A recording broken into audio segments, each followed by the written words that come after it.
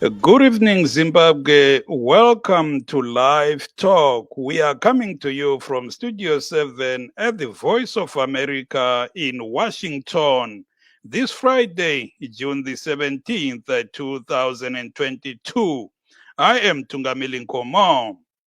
Tonight, we are continuing the conversation around the escalating political tensions and violence in Zimbabwe following the kidnapping and alleged murder of Triple C activist Mo Blessing Ali, whose mutilated body was recovered on Saturday from a well near the homestead of her suspected killer, Pasi Jamba.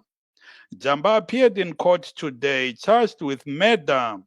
Also, the Triple C says another activist, Edison Chinembiri, was murdered in Zengeza on Tuesday, following tensions at the funeral wake of Mo Blessing. In both tragic incidents, the opposition is blaming Zanu PF, but the ruling party is pushing back, saying it had nothing to do with the killings. In fact, Zanu PF says these were not politically motivated. And that's what the police are saying as well, at least in the Mo Blessing Ali case. Another Triple C activist, Langeli Dube, was killed in Bulawayo in a midnight home raid 2 weeks ago. And again, the police are saying no foul play. In Lupane, Matebelele North, the opposition also says an activist was abducted and tortured by Zanu PF supporters working with the CIO on Wednesday. But they denied the allegations.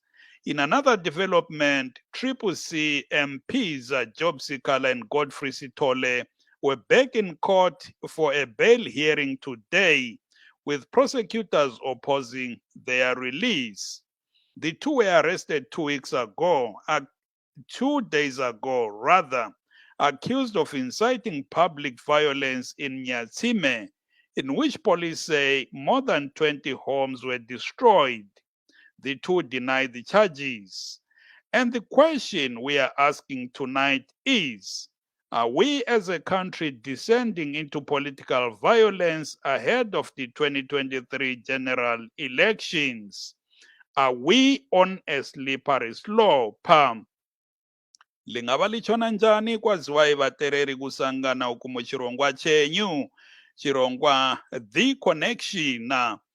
Nasi chirongwa cheLivetalk, nasi tiri kukurukura nenyaya yemhirizhonga kana kuti political violence iyo yafunya chisero munyika. Takaona pachiuraiwa nhengo yeTriple C Mo Blessing Ali neanofungidzirwa kuti inhengo yeZanu PF Pius Jamba, uyo akasungwa nezuro uyezve amiswa pamberi pedare ramajistrate nhasi achipomerwa mhosva yekuuraya.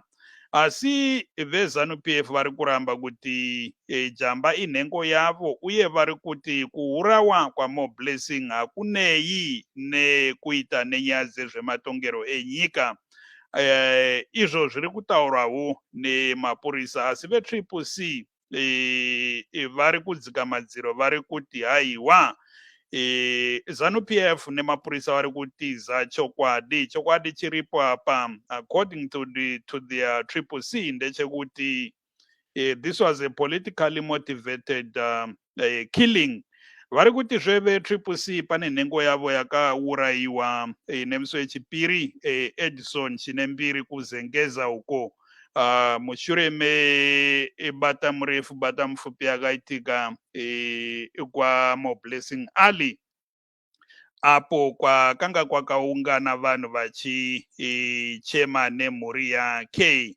Saka mubvunzo watiri kubvunza nhasi ndewekuti uku kwakutanga kwemhirizhonga here, sezvo takunanga kusarudzo za 2023. Yilo udaba esingalo zihlobo esithandekayo lamhla, udaba lodlakela esibona ngani soludlondlobala elizweni. Umbuzo omkhulu ungokuthi lungaba soluqalile yini udlame njengoba sibhekane lokhetho luka 2023 nje. Siyazi esikhathini esiningi nxa kulokhetho eZimbabwe kuvame ukuba lodlakela olunengi. Abanengi lizakhumbula ukuthi kubulawe ilunga le-Triple C, uMo Blessing Ali, ebulawa ngumsolwa onakanelwa ukuthi nguye impela owathatha umphefumulo wakhe uJamba, igama lakhe kunguPius, yena obotshwe izolo. Abe-Triple C bathi uMo Blessing ubulewe ngezizathu zombusazwe, kodwa abe-Zanu PF bathi kabalani lalesi sehlakalo, bayakulandula njalo ukuthi baba lesandla ekubulaweni kwelinye ilunga njalo le-Triple C, u-Edson Chinembiri, obikwa ebulewe ezengeza ngoLwesibili ebusuku. Kulandela ukugijimisana okwabakhona esililweni sikaJamba, lapho abe-Zanu PF ababikwa babuya baxotsha khona abantu bathi bayekhalela khatshana hatshi eNyatsimbe. Yilo udaba esingalo lamhlanje isihlobo esithandekayo, sile ngcwethi kwezombusazwe kanye lani balaleli, siza kuba sithatha incingo zenu sisizwa imbono yenu. Abe-Zanu PF, abe-Triple C labamanye amabandla kasisoze sibe labo lamhlanje ngoba iside isikhathi sikhuluma labo. Lamhlanje sifuna ukuzwa kungcwethi kundaba zombusazwe kanye lakini balaleli ukuthi lilubona njani udaba lodlakela lolu. And joining us tonight, our first guest is Professor Ricky Munyarazi Mukonza. Professor, good evening and welcome. Good evening, Tungamili. Good evening to your listeners. Thank you so very much for joining us. The question on many people's mind is this an escalation, and how do we de-escalate? My view is that indeed we are seeing an escalation of violence in the run-up to the 2023 elections. We know for a fact that the ruling party, Zanu PF, has a history of using violence as a method of, ensuring that it remains in power. This, we should trace it back to the pre-independence period during the liberation struggle. When Zanu PF got into power, it did not change its tactics. It used violence. We know of the Gukurahundi incidences. We know of the subsequent elections when MDC was formed in 2000. We know how violence was used to fight political battles. We know in 2008 how violence was used, particularly in the run-up elections that we had in 2008 June. We also know that the transfer of power from President Mugabe to President Mnangagwa was not done peacefully. There was violence. Professor Jonathan Moyo articulated as one of the participants in that transition, articulated how violence was used in that instance. So we are beginning to see traces again of the use of violence in trying to settle a political contest. So my prediction is that we are going to see more of these. And you see, Tungamili, my worry is if it's happening in the urban areas like this, how much more should we expect in the rural areas? And that's an important question there, Professor. And what exactly should be done? I saw a statement from the churches the other day calling on the Human Rights Commission and the Peace and Reconciliation Commission, calling on them to get involved and intervene because they are warning that the country might descend into a very dangerous situation.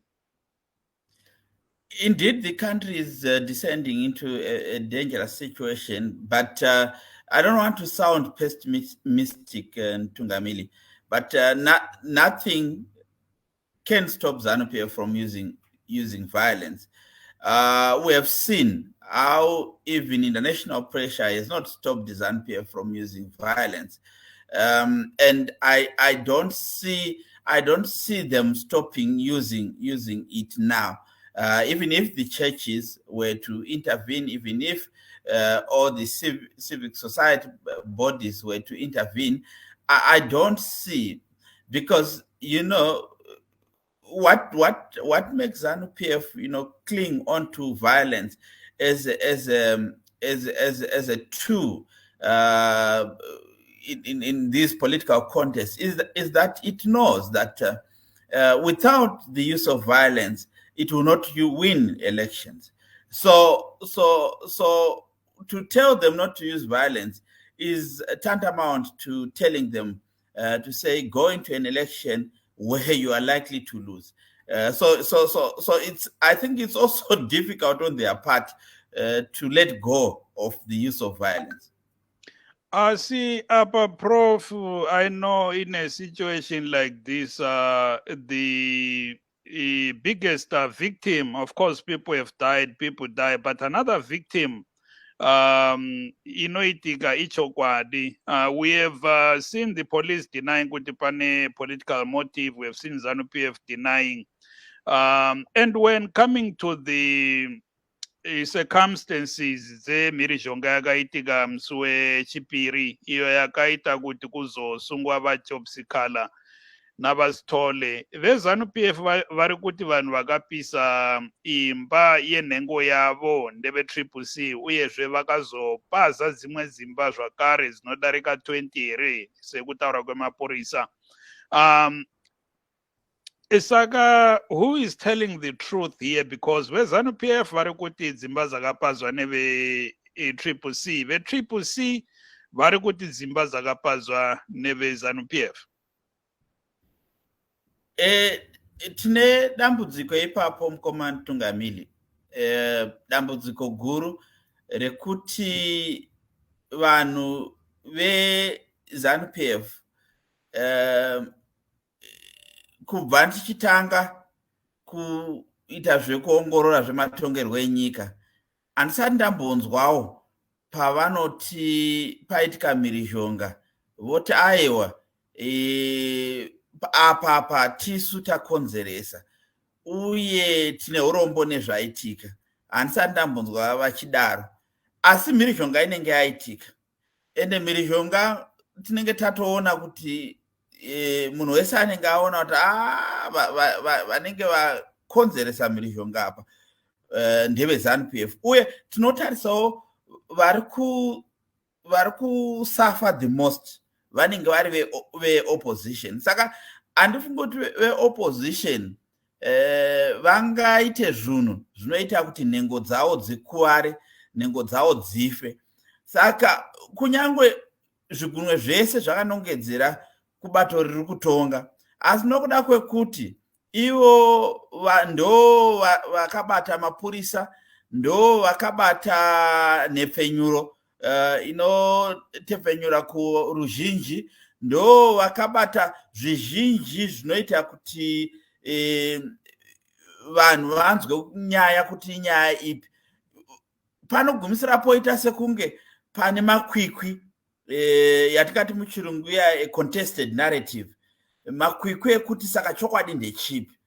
Asi regai nditaure ndichidayo so, izvi zviri kuitika hazvivake nyika, nekuti nyika inovakwa kana vanhu vanenge varipo vari mukati mezvematongerwo enyika vachigona kumira pachokwadi pane zvinenge zvaitika.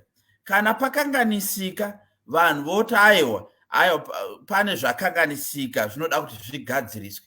Asi pakaitika izvozvo zvatiri kuona zvekuti pakanganisika zveshuwa, pane mumwe atorasikirwa neupenyu. In fact ndofunga pakutanga kwechirongwa matiudza vakawanda varasikirwa neupenyu. Asi pongoramba pachingonzi ve CCC ndo vakatokonzeresa, handifungi kuti zvinhu zvinovaka nyika izvozvo. Thank you there, Professor Mukonza. Please do stay on the line. As I bring in my good friend Difa Dube, he's a social commentator as well as a political analyst. Mwanedu wachini? Mwanedu mahobochini. Ai, tomuka mani, kunjani kuhango ekazikulu? Ai akekazikulu la kutopisa kufiwa, tola titonga mehwano halilika. Balume. Ai. Nangena kutopisa kobulaya musi. Ai nasitola kati heat wave 30 degrees. Ai, this is horrible. Yeah, balume. All right Mwanedu, ayingine mu Khanyata eLondon nasi. Baba Dube, siyabona udlakela lapha elizweni kundaba zombusazwe. Kubulawe uPius uMo Blessing Ali ilunga le CCC. Leli bandla lithi kubulawe njalo elinye ilunga lalo uEdson Chinembiri ezengeza ngolwesibili. Ngolwesibili njalo kube lodlakela kwachiswa izindlu. Abezanu bathi ngabe CCC, abe CCC bathi ngabe Zanu. Sibone njalo sokubotshwa amalunga eParliament awe CCC. Usikhala lo Sithole abamiswe enkantolo namuhla. Ungathini kahle ngalolu dlame ngoba kulokwesabela lapha kwabanye ukuthi ilizwe lingaba selingena esimeni esibi impela sodlakela kuyiwa kukhetho luka 2023. Kulusizi kakhulu baba uNkomo ukubona ilizwe lakithi leZimbabwe lisesimene esifana nasena lesi esikhuluma ngaso namhlanje. Into enzima kakhulu ngelizwe lethu ngiyokuthi oqala ngabe silizwe leZimbabwe bekufanele ukuthi ngabe sike sizikhangele sibone ukuthi kathesi siphezulu kwezimo ezihlukeneyo ezihlanganela ama sanctions ezihlanganela lani ezihlanganela lokukhulunywa nje kabi even ngitsho la ku SADC region yethu amanye amazwe ehleli la ku SADC lapha abasikhangeli kahle kulezinto eziningi ingakho sesibona ukuthi kathesi abantu beZimbabwe bayaxoshwa kulezinto ezifana labo Dudula lana konke khona lokhu kwenziwa ngenxa yokuthi isimo esikhangelana naso thina singabantu beZimbabwe isimo asiko sihle kahle. Okuyinto ukuthi eqhakatheke kakhulu ngalesi sikhathi kudingakala ubumbano, kudingakala ukubambana kwabantu, kudingakala ukuthi ilizwe lenelisi ukuthi libe lomhlahlandlela, libe lendlela yinye ekhangele phambili isiya ekuthuleni. Nxa kathesi sikhangela ukuthi siya umnyaka ozayo kuyabe kulokhetho. Andibala ukuthi kufike lelo khetho nxa kuhle uqalise kathesi ukuthi sibone kusiba lempawu zodlame ezinkulu kangaka kutshengisela sobala ukuthi okusho ukuthi mhlambe ngaleso sikhathi sokhetho isimo sizadlulela kuloko ngamandla amakhulu kakhulu. Abaphathi noma ngithi omongameli bamabandla kudingakala ukuthi abake benze izinto ngeqiniso njalo abake benze babe ngumzekeliso ukwenza ukuthi abantu bayenelisa ukubona njalo abantu bayenelisa ukufunda kibo ezintweni ababesithi bayazenza noma izinto abazikhulumayo. Ngoba nxa sikhangela kathesi abanye ukuthi kuyabe kuqhutshekwa umunye okhomba omunye ngomunye esithi hatshi ayisimi ngulo, hatshi ayisimi ngulo, akusoze kwasisa ndawo. Nxa sike sikhangela amazwe afana labo Kenya, ngamazwe angama examples amazwe afana labo South Africa. Nxa kuyiwa kuma elections abantu bayakula ama-discourse afana lana la ukuthi sigcina sesibona sekuyisavuka mpunzana abantu bebulalana abantu sekusiba lodlame olukhulu kangaka. Kanti asifundi ngani singabantu beZimbabwe ukuthi lathi ukhetho nxa lulukhetho ngolwabantu beZimbabwe. Umuntu nxa ngumuntu weZimbabwe uvumelekile ukuthi athathe i-decision yokuthi noma ufuna ukuthi avotele liphi iqembu ule right yokukwenza kona lokhu ngenxa yokuthi uyi-citizen yalelo lizwe leZimbabwe. As umuntu eyi-citizen elizwe ule right to agree or to disagree even la ngomthetho oyabe usenzwa kona lapho asilocala kodwa imvumo yakhe engumntwana welizwe ukuthi ufanele akwenze khona lokho. So engingaboni ukuthi kungabe kulesidingo esikhulu kangaka esingaze senze ukuthi sigcine sesibona sekusiba lo mvukela ongaka, abantu sebelimazana, abantu bebulalana, nje senze ukuthi abantu bebulalana, sekusala abantwana bezintandane, sekusala abantwana bengasela bazali, ngento ukuthi into elula engagwenywa, into eyenziwa yithi thina singabantu ukuthi kube ukuthi ekugcineni ugcina sokusiba lokubulalana nokunje. Uhulumende onguye oyiphethe esidukwini akazama ukuthi aphindezele indlela ayenza ngayo izinto ukuthi kwenelisa ukuthi kukhuzwe umkhosi lo usenzakala, ngoba the more nxa sivumela izinto ezinje ukuthi i-violence iloku iqhubekela phambili, njalo abaphathi noma abaholi bamaqembu bengatshengisi ukuthi ukubambana ngesikhathi sokuthi kuyiwa kubokhethwa kanje, njalo bengakhuzi imhlolo yabe isenzakala, kuyabe kutshengisela ukuthi ilizwe liba divided more, kutshengisela okutsho ukuthi kuletha more problems elizweni lethu, ngoba ama-problems esibhekane lawo even nxa singakhangela sithi political violence eyabe izagcina isenza ukuthi ilizwe lethu lingabi esimeni esihle, ikakhulukazi nxa sisibona even nxa kungabe labanye abantu ama-investors abafuna ukubuya elizweni lethu, nxa bebona izinto ezinje senzakala, akula muntu ozafisa ukuthi abuye elizweni elinjalo. Ucingo lwakho belungani soluquma Dube, kodwa siqhubeke khonapho. Ukhuluma ngabaphathi ukuthi kuqhakathekile ukuthi bakhuze abasekeli babo, kodwa sesizwile esikhathini esinengi umongameli Emerson Mnangagwa esithi abantu kabahlalisane kabachiyane lodlakela. Sesimzwile layo ichamisa esikhathini esinengi ekhuza esithi ibandla lakhe ngelokuthula, ngakho abasekeli bakhe akumelanga baphatheke kundaba zodlakela. Kuyini abanye abangakwenza abaphathi ngaphandle kokukhuza nje? Ngaphandle kokukhuza, okokuqala babunkomo, ilizwe lelizwe lilomthetho, njengoba lilomthetho policing law, umthetho obopha ubugebenga obenzakalayo elizweni, umthetho obopha ubudlova obukhona busenzakala elizweni, umthetho lo awusebenzi. Ngokuqala lokho. Okwesibili, ngeke ngakhuluma ngathi asifundeni entweni eyenzakala elizweni efana leKenya. Okokuthi kuba kuhle kakhulu ukuthi noma bekhuza kanje, labo abake bebe ndawonye bake batshengisele isolidarity ukuthi yes bangamaZimbabweans with different political affiliations, kodwa ke bengamaZimbabweans with political minds ahlukeneyo, kodwa abanye behlangane ukuyabe kuzamanyanisa abantu, ukuyabe kuzakwenza ukuthi abantu babe lomfela ndawonye, iloba belama political views ahlukeneyo noma belama political parties ahlukeneyo, kodwa ke kuzakwenza ukuthi abantu bayenelise ukubona ukuthi lapha kule solidarity. But as long as nxa kuloko kuqhubekela phambili, kuloko kukhulunywa kuphela kungela abakutshengisayo ukuthi bona babambene, bona bamanyene, udlame luzoqhubekela phambili. Kodwa ukubambana kwabo kuzabe yinto enkulu kakhulu eyabiza kwenza ukuthi abantu babone ukuqhakatheka kokuthi ukubambana kuyinto eqhakatheke kangakanani. Kodwa as long as labo omunye ekhuluma eyedwa, omunye ekhuluma eyedwa, kuyabe kungatshengiseli isolidification efanele ukuthi bekhona phakathi kwesizwe sethu.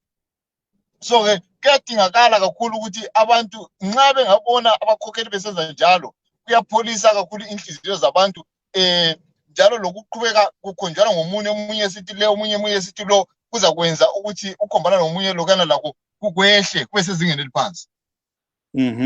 Siyabonga Baba Dube, qhubeka usecingweni kwabasanda kusixhuma, singumsakazo we-Studio 7 njalo sikuhlelo lwe-Livetalk.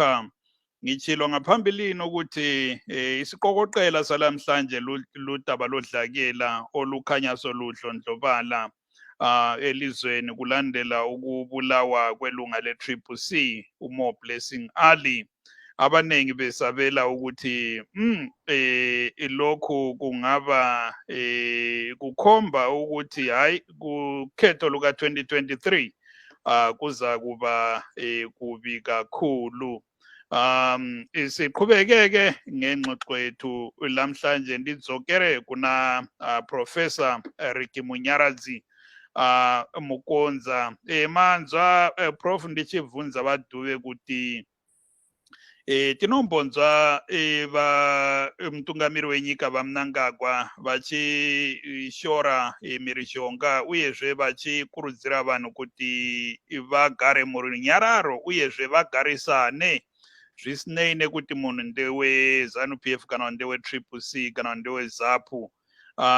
Vachamisa takavanzwavo nemusi wechipiri vachitaura kwaMo Blessing Aluko vachiti haiwa bato rangu ibato rerunyararo hatidi zvemhirizhonga. And we have seen this over and over again. Vatungamiriri vemapato akasiyana-siyana vachishora mhirizhonga asi inoramba ichingoitika. Pogadzirwa sei ipapo? Ichokwadi ichocho vankomo kuti tinonzwa vatungamiri vachitaura nerumwe rutivi asi vateedzeri vavo vachiita neimwe nzira isiri yataurwa nevatungamiri. Ini chandofunga kuti chinga dambudziko guru nderekuti vatungamiri vedu vanenge vanotaura pajekerere zvakasiyana nezvavanotaura muchivande. In other words, we have leaders who say the good things in public, but when they go into their closets with their followers and with their their other junior leaders, they speak a different language. Somebody once said, particularly with Zanu PF leaders, they use what is called an indicate left and turn right approach, where what they say in the public and what they do in practical terms are different. I'm singling out Zanu PF because Zanu PF controls all the levers of the state apparatus. They control the police, they control the army, they control the intelligence. And if they really want peace in Zimbabwe, peace will prevail. But we know that, as I've said earlier on, that, a peaceful election, an election where people will be allowed to express their choices without intimidation, is not likely to lead to a Zanu PF victory. And I'm sure in their heart of hearts, they know that truth. So they speak well because they know the international community will be watching. They also know that because of the social media, any talk of violence is likely to be captured and is likely to be shown to the world. So they will say, no, we don't want violence. We want people to live in peace. But when it comes to what obtains on the ground, it will be something else, because what they will be telling their followers and their other leaders will be different from what they say in the public. Until such a point that our leaders, political leaders in Zimbabwe, are truthful and honest about this issue of non-violence, we are not going to be seeing any peace. We are going to see, instead, we are going to see an escalation of violence in the country, particularly when we get closer to election days. Leaders need to be truthful. Leaders need to say what they say in public. They also say it in private when they meet their supporters. That's the only way in which we can have peaceful violence. We can have a peaceful situation. And also what has been suggested by my brother is also something that can also help, where President Mnangagwa and President Chamisa come together on a public platform and speak with one voice on issues of violence. I think that would also help. Are these red flags, Professor, that the African Union and SADC must be taken seriously? And if so, what exactly can the two bodies do? Indeed, there are red flags that regional and continental bodies such as SADC and the African Union should take note of, because you see what surprises me is that these continental and regional bodies, they only wait until there's a catastrophe, until you have hundreds and hundreds of people dying. That's when they begin to speak. But when there's a single person or a few people dying, they continue to be silent. Yet these are telltale signs that must say if the situation is not attended to, we are likely to have an escalation towards the elections. What I think should be done is, I think, particularly SADC, because Zimbabwe falls within the SADC region, SADC needs to be proactive and begin to speak against what is currently happening. The tensions that we can see over the past few days are not good signs for peace, are not good signs for an environment that where people can hold elections freely without fear. Because you see, what I've picked in the Zimbabwean situation, Mr. Nkomo, is that, you see, Zanu PF will just do these seemingly small violent acts. But remember, the psyche of the Zimbabwean people is such that they quickly remember what happened, for example, in 2008, and they begin to shy away from engaging in political activities. So even if it's one person that may have died, but it brings in memories that make people, fear to engage in political activities. So SADC must be awake to this reality that we find in one of its member countries. Thank you there, Prof. And please do stay on the line. Ngingakaphenduki kuwe Baba Dube kahle ngithatha abalaleli lapha. Silo mlaleli ecingweni. Kunjani mlaleli? Hayi siyaphila. Ngiyabona nje lingathi liyathintelana bekwazi ukuthi ayifona amsay right manje belisithi. All right baba. Sikhuluma ngodaba lodlakela lamhlanje ukufuthelana konke okuselizweni. Ungathini ngokwenzakala? Ngiyabingelela lonke nje lapho emsakazweni. Hayi siyabonga ngendaba esinikelwa sona. Ya into ebuhlungu lana esibhekane nayo ukuthi into zonke lezi ezenzakalayo asingeke sikufihle njalo leli bandla leli libusayo yileli kwenza konke lokhu ukulawa kwabantu lokho besizulu njalo kubuhlungu kithi ngoba siyabona konke lokho akekho umuntu ophakama akekho umuntu okhulumayo most kulayo opposition njalo into ekhona ukuthi opposition nawo ibe ne-strategy ingahlali nje kube isililo nje kuphela ngoba i-government le yiye kwenzayo. Minister of Police uzijulela akakhulumi lutho. Kubuhlungu kakhulu lokho kwenzakala.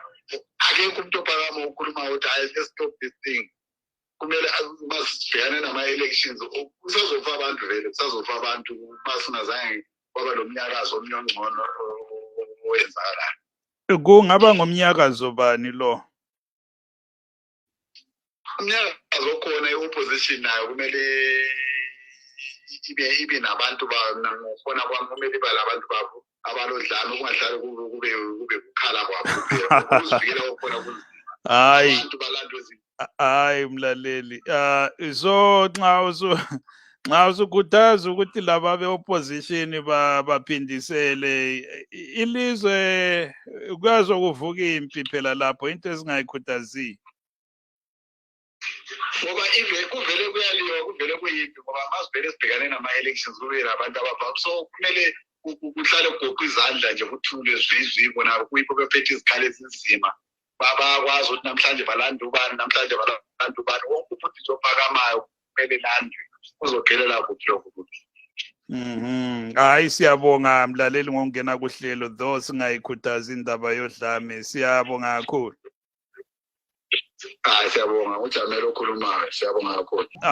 Le mzwile umlaleli lapho umzwile umlaleli Dube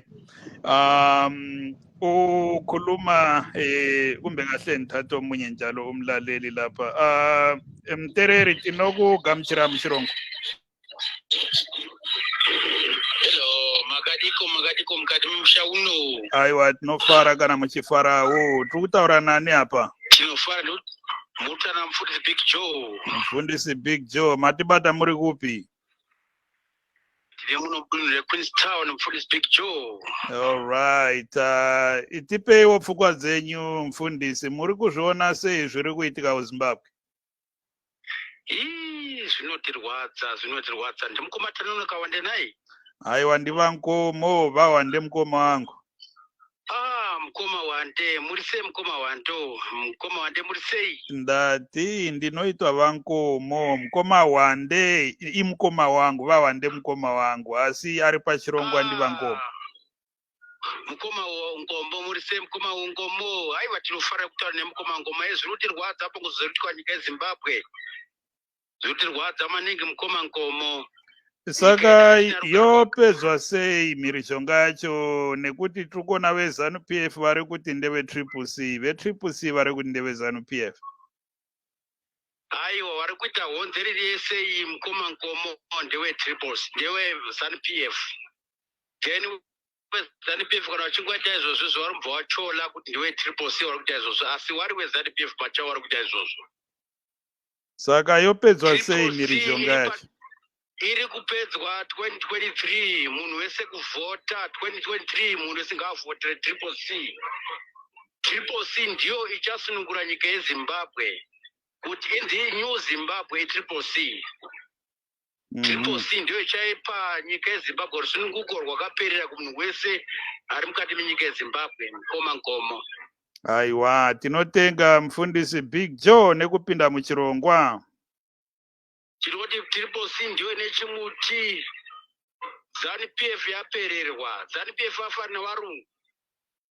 Nguva yainetsa varungu vanonzi vana Smith waiwaiwa. Ndiyo nguva yafanana neritwa neZanu PF. Zanu PF yapererwa. Saka tiri kutaura kuti chiti isusu 2023 munhu wese ngaavhote asarudze kuzvitonga kwakaperera kusina udzvanyiriri. Arikuta nemufundisi Big Joe ari muno mudunhu reQueenstown. Ndopindiri panapa apa.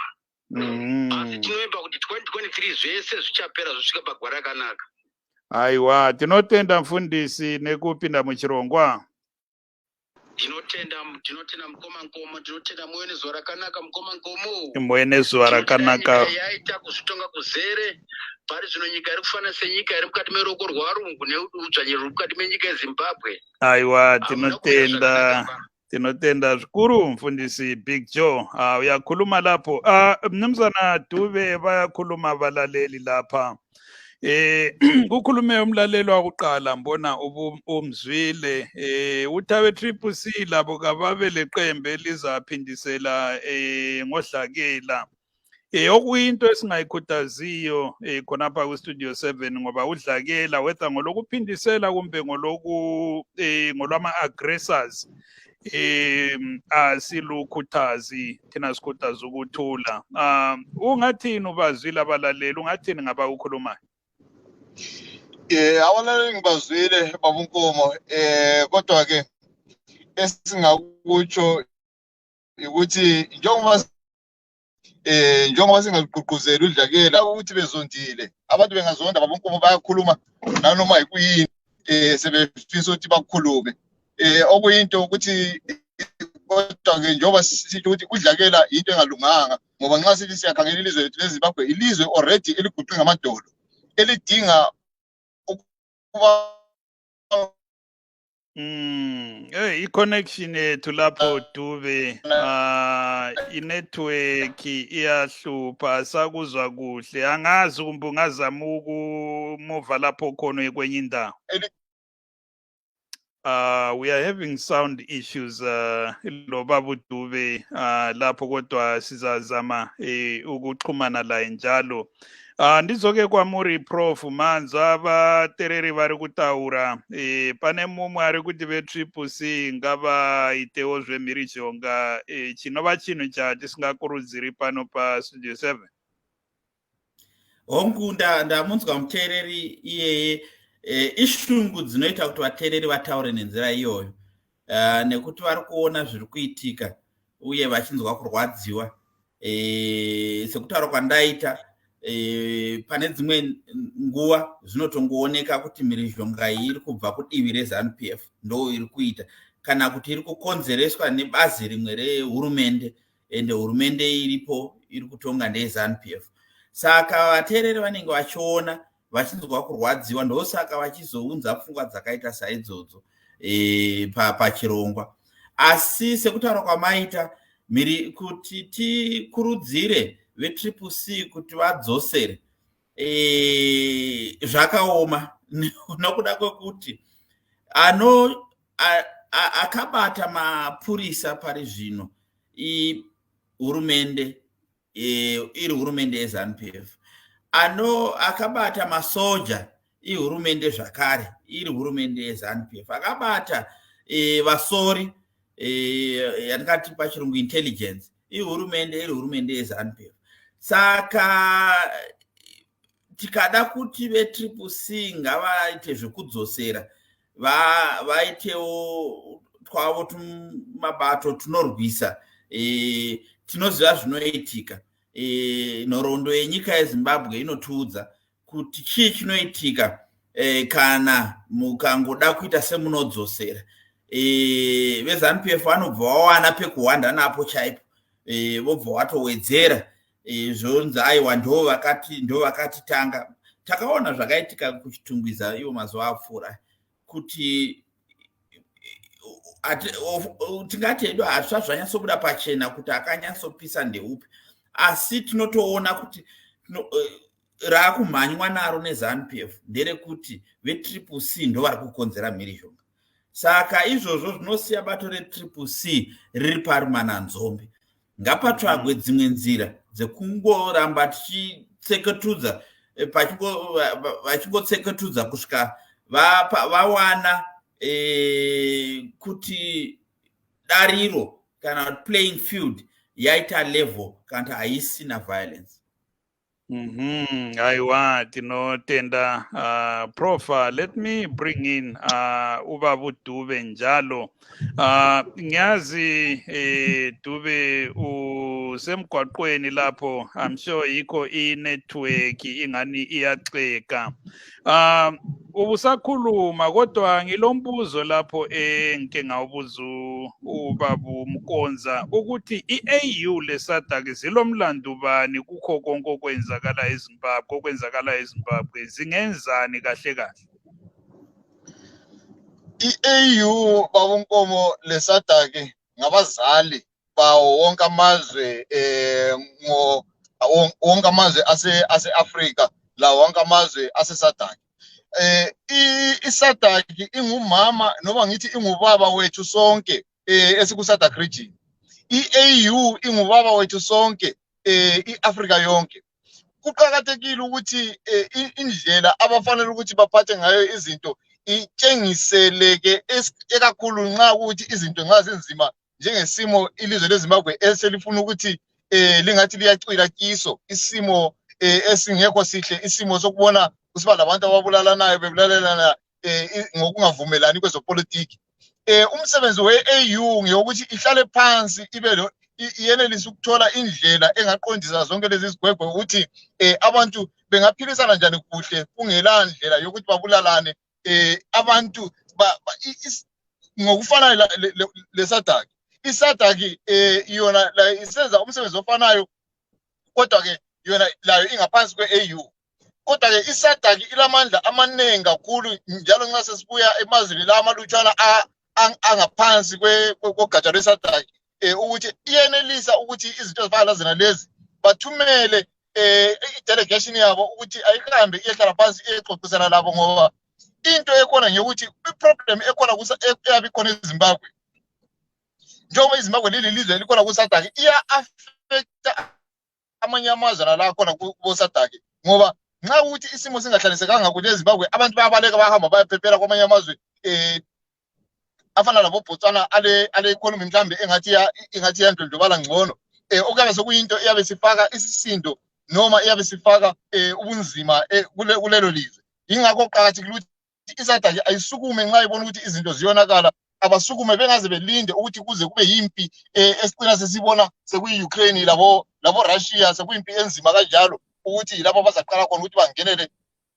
bakwenze kube ngumlando ngaleso sikhathi. Kodwa ke abazama ukuthi babe ngumlamulankunzi ngaso sona lesi sikhathi izinto zasenje, ngoba already njengoba sikhuluma sinje akufanelanga ukuthi abantu ngabantu bayafa befera izinto zepolitiki. I-AU leSADC ayithathe indima yayo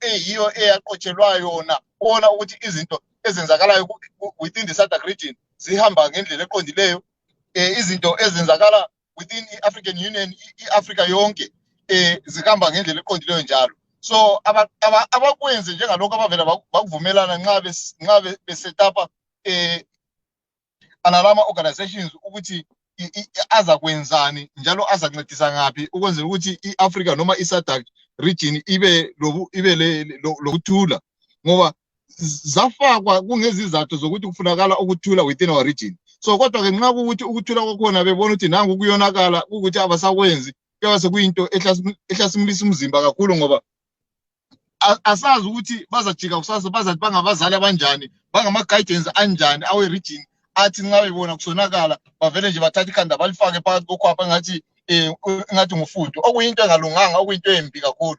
Into kufunakala ukuthula, kufunakala ukuthi njalo bakwenze kube yinto engena ezinhlizweni zabantu, abantu bakuzwisisa ukuthi ukungavumelani ngezopolitiki akulona icala. Ukungavumi noma lingabe ungubhuti nomna wakhe, ukungavumelani ngezopolitiki akulona icala, abantu abakufake ezinhlizweni zabo lokuyana. Nxa kunje babunkomo ungumakhelwane wami, mina nxa sesivuka sisicabanele kwezepolitiki kuzasizani, ngoba kusasa mangivuka mina angisakhulumisi, wena usangikhulumisi, sicabana ngenxa yokuthi sizondana, ngenxa yokuthi wena usupporta lephi iqembu o mina ngisupporta lephi iqembu, okucina kusenza ukuthi kube nodlame phakathi kwethu, kucina sesibulalana. Kodwa ke kusasa nxa usiba lohlupho ubuya njalo kimi ngingumakhelwane wakho uzothi hawu baba Dube ngicela unikisa utho, baba Dube ngicela ungibambe ngalokho lalokho. Kodwa ke nxa ukuthi singakwanisi ukuthi lezi zinto lezi zigweme kusase masinyane kanje kuzakwenza ukuthi uhlale sonke isikhathi uhlupha. Kodwa ke iSADC ayisukume yenze umsebenzi wayo ngendlela efaneleyo, iSADC ayisukume itshengisele ubuholi bayo within iSADC region yethu. Aha, siyabonga lapho Dube. Siyazi kulombuthano lo abathi ngowe Poland. Lapho umongameli Mnangagwa ahlangana khona labamabandla amancane aphikisayo. Wona lo mbuthano kule ndimo ongayidlala yini kudaba lo dlakela lo kumbe yinto nje njengoba sibona ihlalisolwa ngabanengi ukuthi ngokunguma istandard nje sabunja iZanu PF isenzela ukuthi ithole ilegitimacy, abantu babona ngani yakhulumisana labamabandla aphikisayo. iPoland under normal circumstances babunkomo bekufanele ukuthi kube ukuthi kathesi njengoba sikhuluma kanje kube ukuthi asikhulumi ngitsho la ngeSADC, ngabe asikhulumi ngitsho even ngokuthi kufanele ukuthi kuyiwela ku-AU. Bekufanele ukuthi thina nje singabantu beZimbabwe even njengoba kuyi-organization yePoland kanje eyabe ihlanganyela amanye ama-political players kiyo, bekufanele ukuthi ngabe siyenelisa ukuthi sizilungise sisodwa, kungaze kudinge ukuthi siye kumakhelwane size siyedinga ukuthi bayesilamula, kukathi thina siyenelisa ukuzilamula thina ngokwethu siphakathi komuzi. Kodwa ke ngendlela yokuthi kule mibandela eminingi eyenza abantu abaningi bathandabuze ukuthi kule ukhona okungenziwa ipolitiki njalo abanye bakhona uthola ukuthi mhlawumbe kwesinye isikhathi balelinye ibandla iloba bengabe bekungama certain political parties babe ukuthi mhlawumbe kule manye ama-political parties abasupportayo ngoba nxa ukuthi uphakathi kwe-organization efana lena leyo i-organization efana ukuthi ngumlamlankunzi akufanelanga ukuthi ube ukuthi ulempawu ezitengiselayo ukuthi wena kulelinye iside olithathayo once wabe le side olithathayo noma ufuna ukuthi lukhulume ngcono noma uyalincoma noma awulincomi ekugcineni sekucina sokusenza ukuthi kube le commotion eningi kakhulu ngoba akusela umuntu oseza kulalela ngenxa yokuthi into oyabe usikhuluma usutshengisele emgceke ukuthi wena wena usupport abantu kaze kufana lo muntu ethi nxa ethola abantu besilwa bebabili afika athi hayi ngiyalilamula kodwa ukulamula kwakhona uyabamba lo munye umuntu lo ambambe azambambele ezandla ukuthi kodwa lo induku zimnethe lapha ebusweni egcine sechayiwe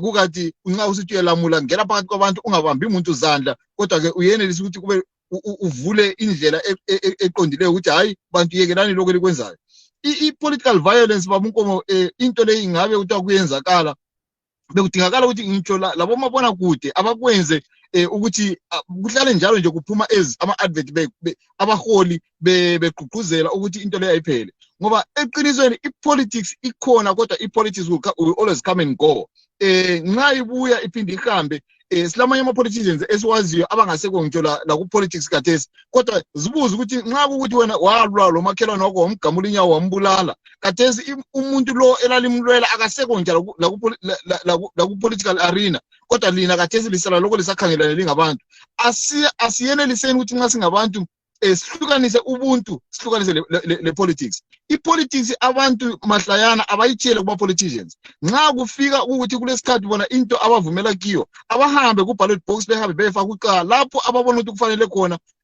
abangakukhethelwanga ngomunye umuntu njalo abangakufostelwanga ngomunye umuntu ukuthi bahambe bayivotela lapho kuzakwenza ukuthi abantu babe bayehlise amaphaphu ngoba akufanele ukuthi ngabe kathesi sithi sikhangelane lesimo sekuthi kuyiwa ukukhetho kube ukuthi kathesi abantu sebephakathi amaphaphu ukuthi abantu sesicabanga ukuthi hayi sekuqasa ukufiwa akusela umuntu uthemba omunye kanti nxa sithi siyakhangela kathesi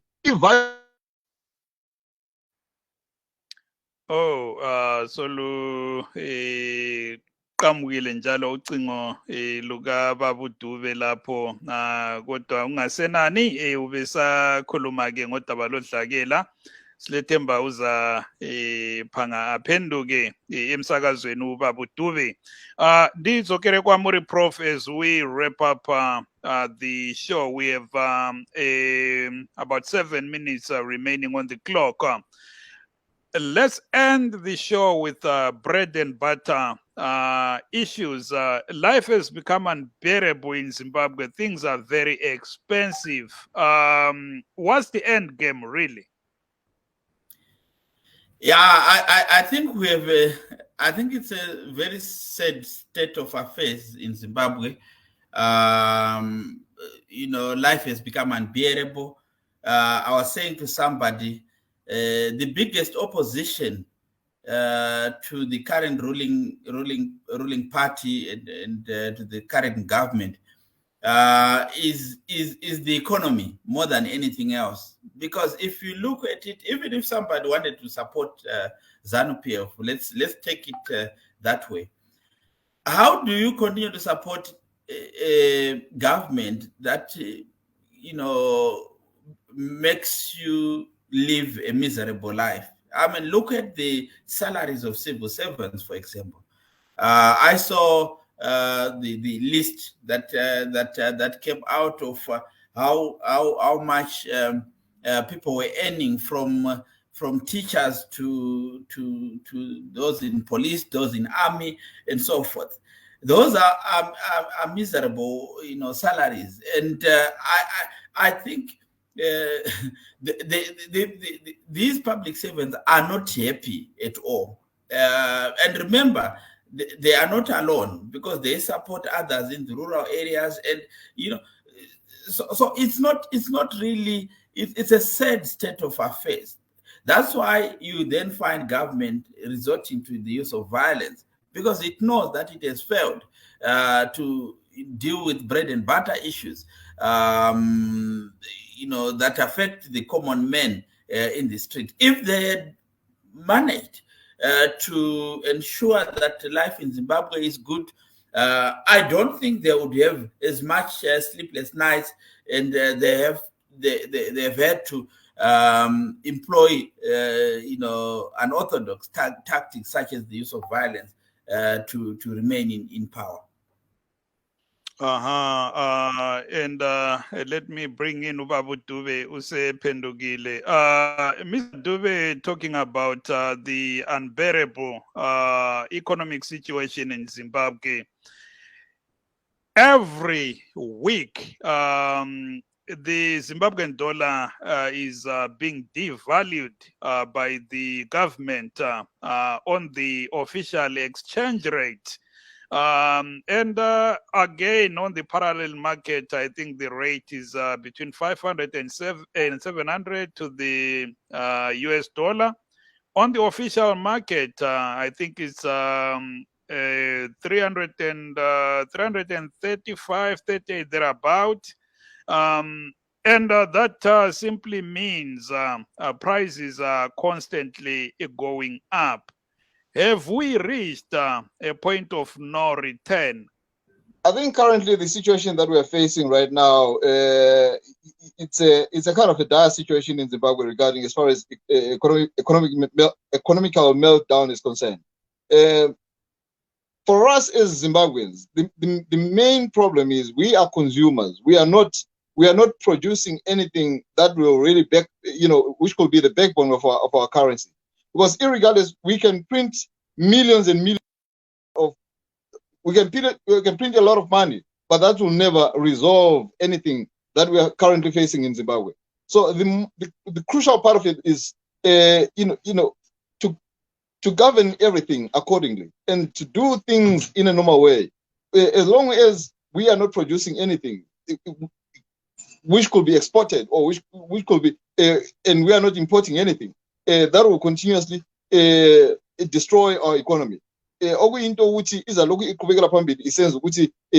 economy to continue melting down. Kwenziweni pho Dube ngoba abanye bathi ngcono kulahlwa izimdola kusetshenziswa i-US dollar, uhulumende uthi ngeke idola leZimbabwe kalindawo. What's the best way forward? Kwenziwe idola lelizwe lethu alindawo siyavuma, but what is the problem ekhona i-reality esiyikhangeleyo sonkeni ukuthi irregardless we can say we are very proud of our currency, siyafuna sibili ukuthi wonke umuntu abekwazi ukuthi i-currency ngeyethu, kodwa ke still izinto eziningi even u-government ngokake we have seen izinto zitshintshwa ama-prices zisetshenziswa against against US dollar ngoba even nxa siyakhangela ama-school fees kathesi they are pegged ukuthi you can still pay ngama-bonds, but it's bond equivalent to US dollar. So meaning those prices actually fluctuate every time. It's not like a fixed price that you can say, a price this term, it will stay like that. There's a possibility that you can pay today. RTGS compared to US dollar today is 1:500. Tomorrow that could change, and that could be tomorrow 1:700. So meaning tomorrow that's another that's a different a different amount of money. And always kungabi le stability kuyo yonke into yabisenziwa njalo kungabi le proper budget iyabisenziwa even ngama-civil servants aholayo ayiyo ahola ama-RTGS. So into ekhona edingakala ngeyokuthi akube le ngibona ngathi abakwenze kube on temporal basis ukuthi let's put hold imali yethu leyi we know we are proud of it, asibekeni kancane sike simise kancane sitholeni enye imali, whether we are adopting South African rand or we are adopting US dollar, then we can adopt that money until izinto sizibona ukuthi i-economy yeZimbabwe everything is now stable, then we can go back to our currency. Prof Tichivara Chirongwa 45 seconds. Poitwa say apa tora sere zimdola. Ndinotenderana navadhuve kuti pane zvisina kumira zvakanaka. Vanoita zveupfumi vanoti ma-fundamentals of economics are not right. Saka zvazviri kutoda kutombosiya zimdola totombotora mari yekunze, ingava yekuAmerica ingava yekuSouth Africa, nekuti ine udzamu ine stability. tomboishandisa. Takaona from 2009 kusvika 2013 takaona zvakaitika pakaadoptwa US dollar zvinhu zvakambostabilize. Tadi kungoita saizvozvo tichigadzisa zvinhu zvedu. On that note, I would like to thank our guests. That's my good friend, Mr. Difa Dube, a social and political analyst based in England, as well as Professor Ricky Munyarazi Mukonza, based in South Africa. Thank you so very much, gentlemen. We appreciate. Thank you, Mr. Ngoma.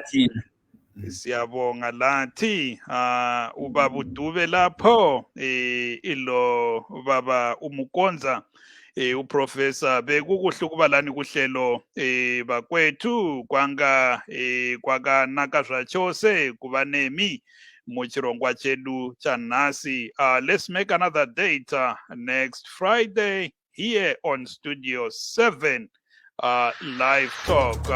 Good night, Zimbabwe.